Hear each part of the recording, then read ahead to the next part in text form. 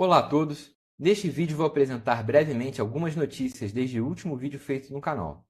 Mas antes, gostaria de desejar um Feliz Natal a todos. Muitas felicidades nesta data cristã, ao lado de suas famílias, esposas, filhos, e que Deus nos abençoe em toda a sua bondade e misericórdia. Lembrando que vou deixar os timestamps para o caso de você querer navegar por algum assunto em particular. A primeira é uma reflexão sobre outros projetos em paralelo ao Mr. FPGA, com a ótica da nova realidade do dólar e da cobrança de impostos importados no Brasil. E aqui eu não vou me referir a projetos de código fechado, porque são altamente dependentes de retorno comercial, além de terem preços mais altos e baixa capacidade de personalização. E, na minha visão, o mais promissor deles é o Mistex FPGA, onde podemos encontrar diversos FPGAs disponíveis para compra e com diferentes configurações. Os acessórios são mais baratos e acessíveis, mas a parte ruim é que o ecossistema atualmente encontra-se extremamente limitado.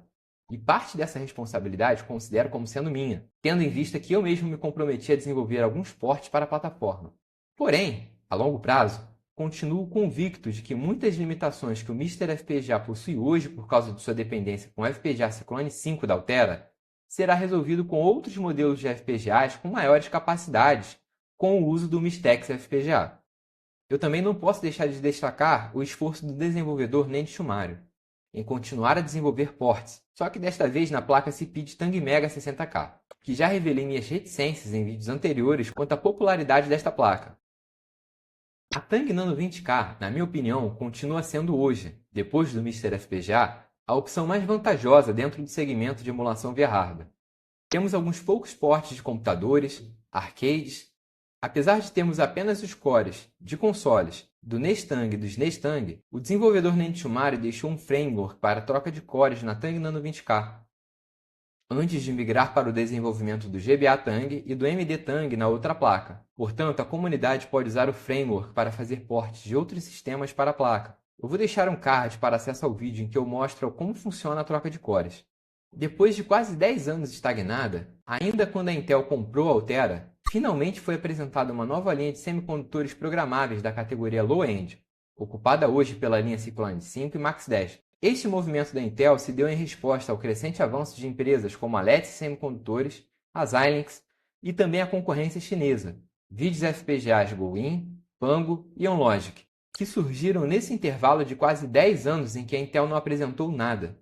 A nova linha Gilex 3 possuirá um processador ARM dual-core de núcleo Cortex-A55 embarcado no próprio semicondutor, com barramento PCI Express 3.0 nativo. Usará memória RAM DDR4 de baixa potência, as famosas LPDDR4.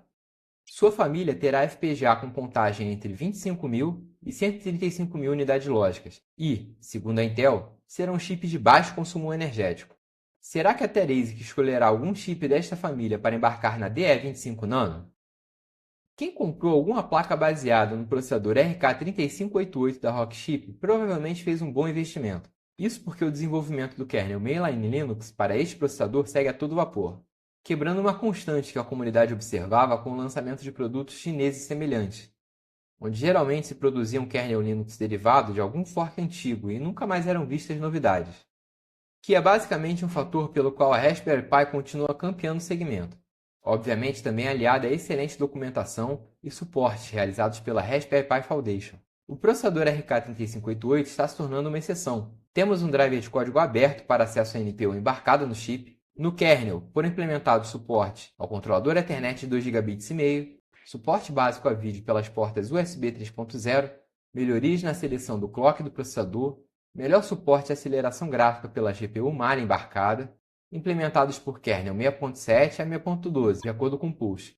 Considerando que o kernel oficial da Rockchip foi feito baseado em um fork de Linux 5.10 nos idos de 2022, podemos considerar essas notícias como um verdadeiro avanço. Apesar dos esforços da comunidade Colabora, a Rockchip, fabricante do processador, já revelou não ter interesse em desenvolver código aberto para suporte ao RK3588. Atualmente, a comunidade mais ativa para distribuições Linux para essas placas é a Armia, cuja imagem oficial usa o kernel 6.1 em suas versões estáveis. Gostaria de agradecer a repercussão da comunidade MSX com o projeto da MSX Go Audio ao longo deste ano, especialmente neste vídeo de demonstração do canal. Neste ano tivemos a consolidação do design de placas e firmwares estáveis e que estão à disposição no GitHub. código totalmente aberto. A Gualdi, em sua versão mais completa, conta com 2 MB de Mega RAM, chip SCC, FMPAC, BIOS GMSX2+, e a VDP V9958, todos implementados via hardware no FPGA Speedstang Nano 20K, que, na minha avaliação, é o kit de upgrade definitivo para quem tem um MSX1. Aguardem por mais novidades em breve.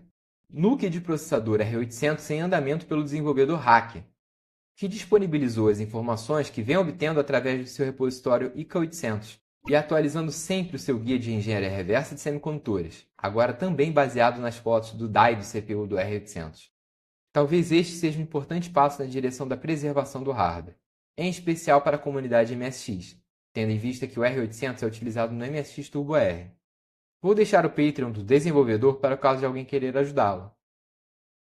Recentemente no canal eu apresentei o encoder TMDS via software pela Raspberry Pi Pico, por meio da biblioteca Pico DVI. E também apresentei o encoder TMDS via hardware, por meio do módulo HSTX do chip RP2350, da Raspberry Pi Pico 2. Geralmente o encoder é utilizado para a transmissão de sinal de vídeo, mas, considerando a sua baixa latência, e considerando também a largura de banda de cerca de 150 megabits por segundo para cada canal TMDS, alguns projetos podem tirar proveito dessas vantagens, mas para outras aplicações, como por exemplo estes projetos de aquisição de sinais em alta velocidade. Por fim, vemos o avanço do projeto OpenXC7 pelo Hans Beyer e outras iniciativas de código aberto para quebrar a dependência de ferramentas de desenvolvimento proprietárias, como o projeto Apícola, o projeto Trellis, o projeto IceStorm, que continuam em franco avanço em seus respectivos repositórios. O framework OSIS para síntese de hardware também precisará distinguir famílias de chips e primitivas exclusivas para que algumas melhorias possam ser implementadas. Gostaria de agradecer a audiência que me acompanhou neste ano de 2024. Gostaria de dizer para vocês que no ano de 2025 tenhamos boas novidades para apresentar. Até a próxima!